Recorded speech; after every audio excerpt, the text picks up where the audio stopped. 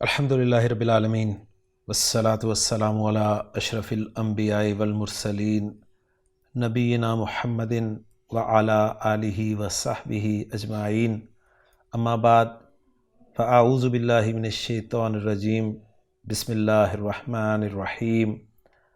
الحمدللہ الذی انزل علی عبدہ الکتاب ولم یجعل لہ عوجا، صدق اللہ العظیم۔ رب اشرح لی صدری ویسر لی امری واحلل عقدۃ من لسانی یفقہوا قولی، ربی یسر ولا تعسر وتمم بالخیر، آمین یا رب العالمین۔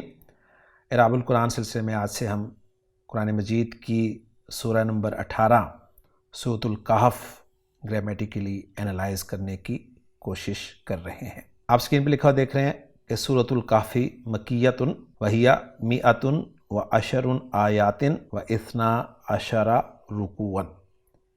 سورۃ الکہف مکیۃ، سورہ کہف جو ہے یہ مکی ہے اور یہ 110 آیات پر مشتمل ہے اور 12 رکوع ہیں اس سورہ مبارکہ کے۔ سورۃ الکہف کے کئی فضائل آپ کو احادیث میں ملتے ہیں۔ میں نے آپ کے لیے چند احادیث یہاں پر اکٹھی کی ہیں۔ پہلی حدیث آپ بخاری سے حدیث نمبر 5011 اس وقت سکرین پہ دیکھ رہے ہیں کہ ان البراء ابن عازب قال، حضرت براء بن عازب رضی اللہ تعالیٰ عنہ فرماتے ہیں کہ کان رجل یقرأ سورۃ الکہف، کہ ایک شخص سورۃ الکہف پڑھ رہا تھا، وإلی جانبہ حصان، اور اس کے ایک طرف ایک گھوڑا تھا، مربوطن جو بندھا ہوا تھا، بشتنین دو رسوں سے، فتغشتہ سحابۃ، پھر ایک بادل نے اسے ڈھانپ لیا، فجعلت تدنو وتدنو، اور وہ بادل قریب سے قریب تر ہوتا گیا، وجعل فرسہ ینفر، اور اس کا گھوڑا بدکنے لگا، فلما اصبح، پھر جب اس نے صبح کی، اتى النبی صلی اللہ علیہ وسلم، وہ نبی کریم صلی اللہ علیہ وسلم کے پاس آیا، فذکر ذلک لہ، اور آپ سے اس بات کا ذکر کیا، فقال، تو آپ صلی اللہ علیہ وسلم نے فرمایا، تلک السکینۃ، یہ سکینت تھی، تنزلت بالقرآن، جو قرآن کی وجہ سے نازل ہوئی۔ اس کے بعد ایک دوسری حدیث صحیح مسلم سے آپ سکرین پہ دیکھ رہے ہیں۔ یہ حدیث جو ہے یہ حضرت ابو درداء رضی اللہ تعالیٰ عنہ سے مروی ہے، ان النبی صلی اللہ علیہ وسلم قال، من حفظ 10 آیات من اول سورۃ الکہف اسم من الدجال، کہ جس نے سورۃ الکہف کی ابتدائی 10 آیتیں یاد کر لیں وہ دجال کے فتنے سے محفوظ رہے گا۔ ترمذی میں یہ بات جو ہے وہ 3 آیات کے حوالے سے ذکر کی گئی ہے، جیسا کہ آپ سکرین پہ دیکھ رہے ہیں کہ من قرأ 3 آیات من اول الکہف اسم من فتنۃ الدجال۔ سنن ابی داؤد میں الفاظ جو ہیں وہ کچھ یہ ہیں کہ من حفظ 10 آیات من اول سورۃ الکہف اسم من فتنۃ الدجال، قال ابو داود وقضا قال ہشام عن قتادۃ الا انہ قال من حفظ من خواتیم سورۃ الکہف۔ ابو داود کہتے ہیں اسی طرح ہشام نے قتادہ سے روایت کیا ہے، مگر اس میں ہے جس نے سورۃ الکہف کی آخری آیتیں یاد کیں، وقال شعبۃ ان قتادۃ من آخر الکہف، اور شعبہ نے بھی قتادہ سے کہف کے آخر سے کے الفاظ روایت کیے ہیں۔ تو ان احادیث سے آپ کو پتہ چل رہا ہے کہ 10 آیات کا ذکر ہے یا 3 آیات کا ذکر ہے، اور جو 10 آیات ہیں وہ شروع سے بھی ذکر کیا گیا ہے، آخر سے بھی کیا گیا ہے۔ ایک اور حدیث آپ سکرین پہ لکھی دیکھ رہے ہیں، سنن دارمی میں ہے، ابو سعید خدری رضی اللہ تعالیٰ عنہ فرماتے ہیں کہ من قرأ سورۃ الکہف لیلۃ الجمعۃ اضاء لہ من النور فیما بینہ و بین البیت العتیق، جو شخص جمعے کی رات کو سورہ کہف پڑھے تو اس کے لیے اس سے لے کر بیت اللہ تک نور کی روشنی ہوتی ہے۔ باقی احادیث کے حوالے سے جو ڈیٹیل ہے وہ بھی میں نے ساتھ مینشن کر دی ہے۔ تو الحمدللہ جی، سورۃ الکہف کے متعلق جو چند احادیث تھیں وہ میں نے آپ کے ساتھ ذکر کر دی ہیں۔ اب ہم باقاعدہ سورۃ الکہف کی پہلی آیت کی طرف چلتے ہیں اور اس کو گرامیٹیکلی انالائز کرنے کی کوشش کرتے ہیں۔ آیت کو گرامیٹیکلی انالائز کرنے کا طریقہ ہمارا وہی ہے کہ سب سے پہلے ہم آیت میں وقف کی علامت دیکھیں گے اور اس وقف کی علامت کی بنیاد پر آیت کو مختلف حصوں میں تقسیم کریں گے۔ اگر ایک وقف کی علامت ہوگی تو آیت 2 حصوں میں تقسیم ہو جائے گی، اگر 2 ہوں گی تو آیت 3 حصوں میں تقسیم ہو جائے گی، اور اسی طرح یہ سلسلہ چلے گا۔ وقف کی علامت کے بعد پھر ہم دیکھیں گے حرف عطف کو۔ حرف عطف واو، فا یا ثم ہمیں نظر آ جائیں تو ہم اس کو دوسری بیس بنائیں گے حصے الگ کرنے کی۔ اس دفعہ میں اس سلسلے میں ایک اور چیز کا اضافہ کر رہا ہوں، اور وہ یہ ہے کہ ہم جملے کی بیس پر بھی انشاءاللہ تعالی حصے بنائیں گے آیت کے، یعنی یہ ہمارا تیسرا کرائیٹیریا ہوگا۔ حرف عطف کے بعد ہمیں ایک جو حصہ ملے گا اس میں اگر ہمیں کوئی جملہ مل جاتا ہے۔ اب جملے کا تعین ہم کس طرح کریں گے؟ جملہ ہم جانتے ہیں کہ فعل جو ہے وہ بتاتا ہے کہ یہاں سے ایک جملہ شروع ہو رہا ہے، یعنی وہ جملہ فعلیہ ہے، کیونکہ ہم نے جملہ فعلیہ ڈیفائن کیا ہے کہ وہ جملہ جو فعل سے شروع ہو۔ دوسرا، جملہ اسمیہ کو ہم انشاءاللہ تعالی پہچان لیں گے، اور اس کی پہچان کے مختلف طریقے ہوں گے، جس میں سے ایک آسان سا طریقہ میں آپ کے سامنے اس وقت رکھ رہا ہوں، اور وہ ہے انا سے جو شروع ہو رہا ہوگا وہ آپ کا جملہ اسمیہ ہوگا۔ انا کو انا بھی پڑھا جاتا ہے، ہم جانتے ہیں جب وہ درمیان میں آتا ہے تو وہ بھی ایک جملہ ہی ہوتا ہے۔ تو اس طرح کی کچھ چیزیں انشاءاللہ تعالی جو آئیں گی سامنے میں مینشن کرتا چلوں گا۔ تو آیت آپ کے سامنے ہے، الحمدللہ الذی انزل علی عبدہ الکتاب ولم یجعل لہ عوجا۔ اس آیت میں وقف کی کوئی علامت نہیں ہے، لیکن اس آیت میں ایک واو نظر آ رہا ہے مجھے جو کہ واو عاطفہ ہے، لہٰذا اس آیت کے ہم 2 حصے کر دیں گے۔ پہلا حصہ ہوگا الحمدللہ الذی انزل علی عبدہ الکتاب، اور دوسرا ہوگا ولم یجعل لہ عوجا۔ اب جو پہلا حصہ ہے الحمدللہ الذی انزل علی عبدہ الکتاب، اس میں ہمیں ایک فعل نظر آ رہا ہے جو کہ انزلہ ہے، لہٰذا یہاں سے ہم ایک الگ حصہ بنائیں گے، یعنی ایک حصہ ہوگا الحمدللہ الذی اور ایک ہوگا انزل علی عبدہ الکتاب۔ اب اس میں مزید ہم یہ جانتے ہیں کہ الذی اس میں موصول جو ہے اس کے ساتھ ایک جملہ استعمال ہوتا ہے، اور یہ الذی اس میں موصول اپنے اس جملے جس کو صلۃ الموصول کہتے ہیں اس کے ساتھ مل کر ہی جملے کا کوئی پارٹ بنتا ہے۔ تو الذی کو بھی ہم الگ کر دیتے ہیں، گویا جو پہلے حصے میں ہمارے پاس حصے بنے ہیں وہ ہیں ایک الحمدللہ، دوسرے میں ہم نے الذی کو رکھ لیا، اور تیسرے میں ہم نے انزل علی عبدہ الکتاب کو رکھ لیا۔ اب ہم الفاظ پہ بات کریں گے کہ اس پہلے حصے میں الحمد اسم ہے، اور اسم کو پہچاننے کا طریقہ کیا ہے؟ اسم کو پہچاننے کی جو موٹی علامتیں ہیں، ایک تو اسم کو پہچاننے کی سب سے بڑی علامت یہ ہے کہ ہمیں لفظ کے معنی اگر معلوم ہو جائیں تو ہمیں پتہ چل جائے گا کہ یہ اسم ہے۔ دوسرے کچھ علامات ایسی ہیں جن کی وجہ سے آپ اسم کو پہچان سکتے ہیں، وہ علامات اچھی طرح ذہن میں رکھ لیجئے۔ ایک علامت ہے کسی لفظ کے شروع میں الف لام نظر آئے تو وہ پکا اسم ہے۔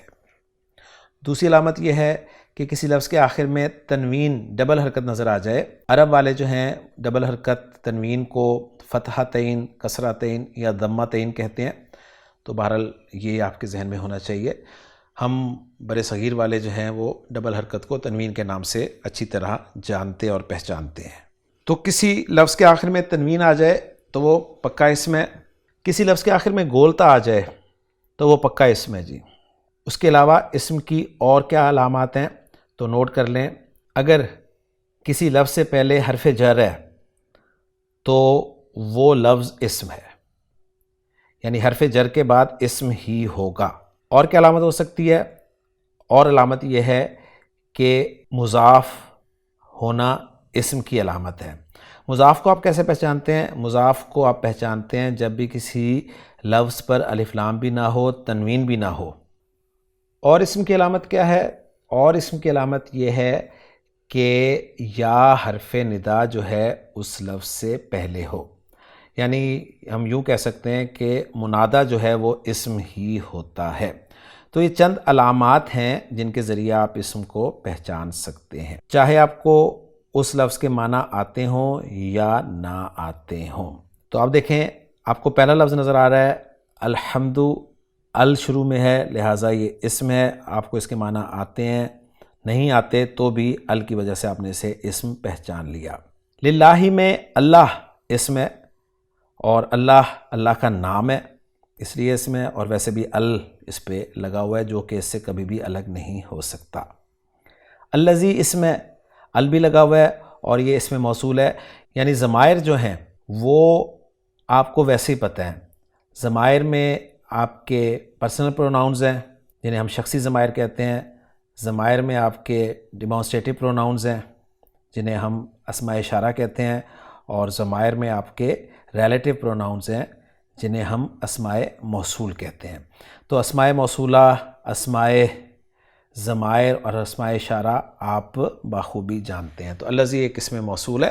اس کے بعد عبد لفظ جو ہے یہ اسم ہے کیونکہ اس سے پہلے حرف جر الا لگا ہوا ہے۔ عبد کے ساتھ جو ضمیر آپ کو نظر آ رہی ہے یہ اسم ہے کیونکہ ضمیر بھی اسم ہوتی ہے، اور الکتاب جو ہے یہ ال کی وجہ سے اسم ہے۔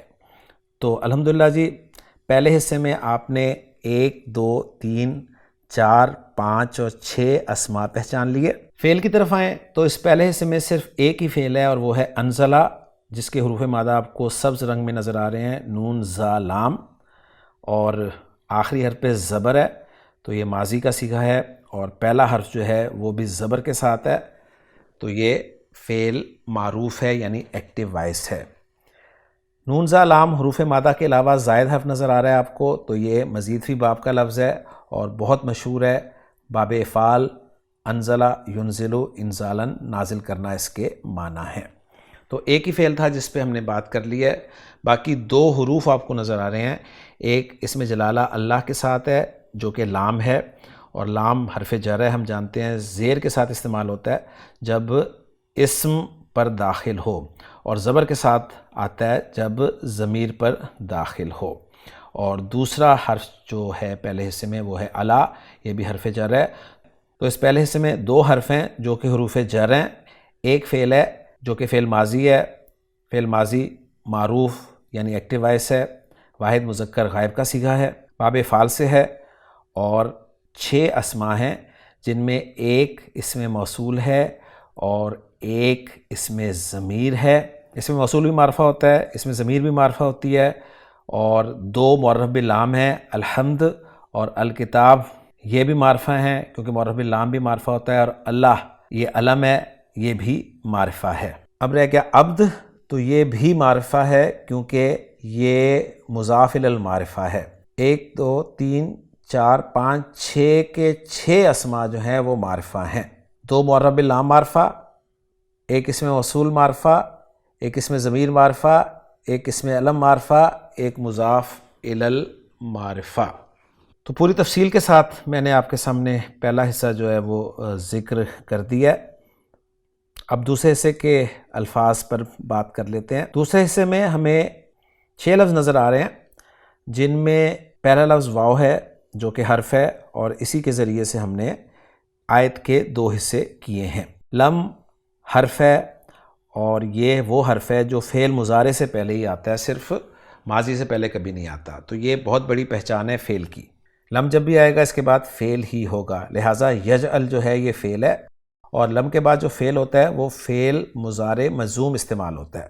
تو یجعل فعل مضارع مجزوم واحد مذکر غائب کا صیغہ ہے، جیم عین اور لام اس کے حروف مادہ ہیں، با فا سے استعمال ہوتا ہے، جعل یجعلو، اس کے کئی معنی ہیں جس میں سے ایک معنی اس کے بنانا کے ہیں، ایک معنی اس کے رکھنا کے ہیں۔ یجعل کے بعد جو لام نظر آ رہا ہے آپ کو، یہ لام حرف ہے، حرف جر ہے، اور میں نے ابھی آپ کو بتایا تھا کہ حرف جر لام جو ہے وہ اسم کے ساتھ جب استعمال ہوتا ہے تو زیر والا ہوتا ہے، اور ضمیر کے ساتھ جب استعمال ہوتا ہے تو زبر والا ہوتا ہے، تو یہاں حرف جر لام جو ہے یہ ضمیر کے ساتھ استعمال ہوا ہے، لہٰذا آپ کو اس پہ زبر نظر آ رہی ہے۔ حرف جر کے بعد جو ضمیر ہوتی ہے وہ نوٹ کر لیں، ہمیشہ ضمیر مجرور متصل ہوتی ہے، کیونکہ ضمیر مجرور متصل جو ہے اس کے آنے کی صرف 2 جگہیں ہیں، نمبر 1 وہ اسم کے ساتھ آتی ہے بطور مضاف الیہ، اور نمبر 2 وہ حرف جر کے ساتھ آتی ہے بطور مجرور۔ تو پہلے حصے میں عبد کے ساتھ وہ تھی تو ضمیر مجرور متصل تھی، اور یہاں حرف جر کے ساتھ ہے تو ضمیر مجرور متصل ہے۔ اگلا لفظ جو ہے وہ ہے عوجن، اور موٹی پہچان اسم کی تنوین کا آنا آخر میں، تو عوجن اسم ہے۔ تو یہ جو الفاظ تھے 6، ان میں سے 3 حرف ہیں اور 2 اسم ہیں اور 1 فعل ہے۔ واو حرف ہے۔ اب یہ واو جو ہے یہ اور کے معنی میں بھی آتا ہے، یہ واو یعنی عاطفہ بھی ہو سکتا ہے، واو جو ہے حالیہ بھی ہو سکتا ہے کہ اس کے بعد آنے والا جملہ جو ہے وہ حال بن جائے، تو اس کو ہم اس طرح ابھی ذکر نہیں کریں گے، اس کو بعد میں ترکیب کرتے ہوئے انشاءاللہ تعالیٰ لے کر آئیں گے۔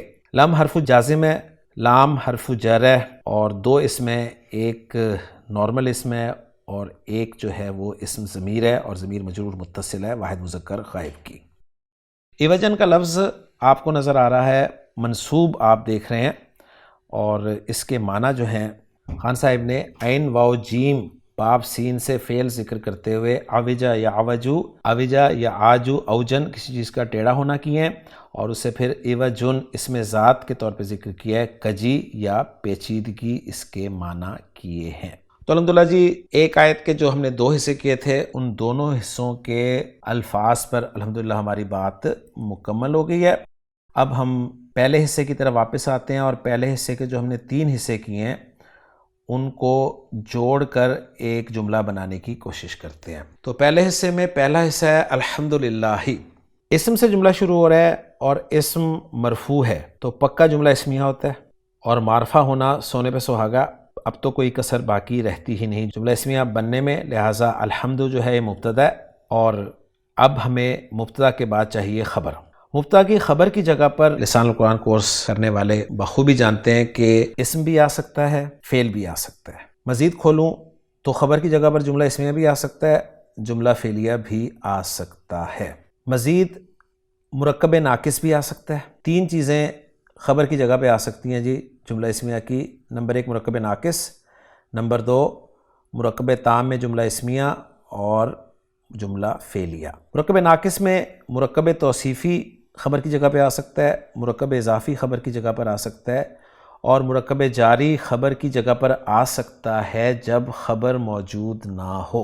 تو یہاں پر آپ کو مرکب جاری خبر کی جگہ پر نظر آ رہا ہے، اس لیے کہ خبر موجود نہیں ہے، تو ہم کہیں گے جی الحمد مبتدا ہے، للہ جار مجرور، یہ قائم مقام خبر ہے، یا پھر گرامر والے کہتے ہیں کہ یہ متعلق ہے محذوف خبر کے، اور وہ خبر محذوف جو ہے وہ ثابتن ہے، گویا الحمد ثابت للہ، اس طرح سے ترکیب کی جاتی ہے، لیکن اس لمبی چوڑی ترکیب میں ہم نہیں پڑھیں گے، ہم سمپل الحمد کو مبتدا کہیں گے اور للہ کو خبر کہہ دیں گے، اور مبتدا اپنی خبر سے مل کر جملہ اسمیہ بن جائے گا۔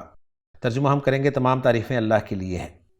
ہم نے اپنا جملہ بنا دیا، اب آگے چلیں۔ الذی اسم موصول ہے، الذی اسم موصول کبھی اکیلا نہیں آتا، اس کے ساتھ 99.99% جملہ فعلیہ آتا ہے، اور جو 0.01% ہے وہ جملہ اسمیہ بھی آ سکتا ہے، اور آپ کو جار مجرور اور ظرف اور مضاف الیہ بھی نظر آ سکتے ہیں۔ تو الذی کے بعد جو جملہ ہے وہ ہے انزل علی عبدہ الکتاب، اس کو میں انالائز آپ کے سامنے کر رہا ہوں۔ انزلہ فعل ہے، جب بھی فعل آئے گا اور فعل معروف ہوگا تو اس کا فاعل آپ نے ڈھونڈنا ہے۔ آگے آپ کو مرفوع اسم نظر آئے تو اس کا فاعل بنا دیں گے، اور اگر مرفوع نظر نہ آئے تو فعل کے اندر جو ضمیر ہے وہی اس کا فاعل ہوگا، اور یہ کس صورت میں ہوگا؟ یہ اس صورت میں ہوگا جب آپ کو فعل کا صیغہ جو ہے وہ صیغہ نمبر 1 یا صیغہ نمبر 4 نظر آ رہا ہو، تو آپ نے یہ محنت کرنی ہے۔ ورنہ اگر آپ کو چاہے فعل ماضی ہو چاہے فعل مضارع ہو، اس کا صیغہ نمبر 1 یا صیغہ نمبر 4 کے علاوہ کوئی صیغہ نظر آ رہا ہے تو پکا فاعل جو ہے وہ ضمیر ہوتا ہے، یہ بات اچھی طرح نوٹ کر لیجئے گا۔ صیغہ نمبر 1 یا صیغہ نمبر 4 ہو تو اس کا فاعل ضمیر بھی ہو سکتا ہے اور ظاہر بھی ہو سکتا ہے۔ ظاہر کب ہوگا؟ اگر آپ کو آگے مرفوع نظر آئے گا، اگر آگے مرفوع کوئی اسم نظر نہیں آئے تو پھر ضمیر کو آپ فاعل بنا دیں گے۔ تو انزلہ صیغہ نمبر 1 ہے، اس کا فاعل ضمیر بھی ہو سکتا ہے، ظاہر بھی ہو سکتا ہے۔ ظاہر ہوتا اگر ہمیں آگے کوئی اسم مرفوع نظر آتا، آگے اسم کوئی مرفوع نہیں ہے، لہٰذا انزلہ کے اندر ہوا کی ضمیر جو ہے اسے ہی ہم اس کا فاعل بنا دیں گے، اور وہ ہوا کی ضمیر جو ہے اس میں جلالہ اللہ کی طرف لوٹے گی۔ تو انزلہ فعل با فاعل ہے، فعل اور فاعل آ گیا ہے۔ انزلہ کے معنی ہوتے ہیں نازل کرنا، اور نازل کرنا ایک متعدی فعل ہے، یعنی اس کا مفعول آتا ہے، تو مفعول جو ہے منصوب ہوتا ہے، لہٰذا الکتابہ آپ کو منصوب نظر آ رہا ہے، الکتابہ کو انزلہ کا مفعول بنا دیں گے تو مفہوم بنے گا اس نے نازل کیا کتاب کو۔ علی عبدہ، علی حرف جر ہے، حرف جر کے بعد ہمیشہ اسم ہوتا ہے جو کہ عبد ہے، اور اسم کے ساتھ اگر آپ کو ضمیر نظر آئے تو پکا مرکب اضافی ہوتا ہے، یہ پکا قاعدہ ہے، ذہن میں رکھے گا۔ تو عبد مضاف ہے، ہا ضمیر جو ہے یہ مضاف الیہ ہے، اور اس ہا پر کھڑی زیر آنی تھی کیونکہ پیچھے زیر تھی، لیکن کھڑی زیر کو ہم نے آگے ملا کر پڑھنا تھا، اس لیے اس کھڑی زیر کو پھر سیدھی زیر میں تبدیل کر دیا گیا۔ عبدہ مضاف الیہ ہو کر مجرور ہو جائے گا علی حرف جر کے لیے، اور علی حرف جر اپنے مجرور سے مل کر انزلہ فعل کے متعلق ہو جائے گا، اور انزلہ فعل اپنے فاعل، اپنے متعلق اور اپنے مفعول بھی سے مل کر جملہ فعلیہ بن جائے گا۔ اب یہ جملہ فعلیہ جو ہے یہ صلۃ الموصول بنے گا الذی اسم موصول کے لیے، اور جو صلۃ الموصول ہوتا ہے اس کا کوئی اعراب نہیں ہوتا، لہٰذا لا محل لہا من الاعراب اس کے بارے میں آتا ہے۔ اب الذی اسم موصول بھی ایک مبنی اسم ہے، یہ مرفوع منصوب مجرور اسی طرح ہوتا ہے، تو اب اسم موصول الذی اپنے صلۃ الموصول سے مل کر یہ کیا بنے گا، تو یہ بنے گا جی اللہ، یعنی اسم جلالہ کے لیے صفت، کیونکہ اسم جلالہ معرفہ ہے، الذی معرفہ ہے، اسم جلالہ واحد ہے، الذی واحد ہے، اسم جلالہ لفظی مذکر ہے، الذی مذکر ہے، اسم جلالہ مجرور ہے، تو الذی ایک مبنی اسم ہے، لہٰذا اس کو ہم محلاً مجرور کہیں گے۔ یوں الذی انزل علی عبدہ الکتابہ جو ہے موصول صلہ، یہ محلاً مجرور اسم جلالہ کی صفت بن جائے گا، اور اب ہم الحمدللہ الذی انزل علی عبدہ الکتابہ کی ترکیب کچھ یوں کریں گے کہ الحمد مبتدا ہے، اور للہ الذی انزل علی عبدہ الکتابہ یہ اس کی خبر ہے، اور الذی انزل علی عبدہ الکتابہ کو میں اسم جلالہ کی صفت بنا چکا ہوں، تو یہ آسان طریقہ ہے، انشاءاللہ تعالیٰ آپ کو سمجھ میں آ جائے گا۔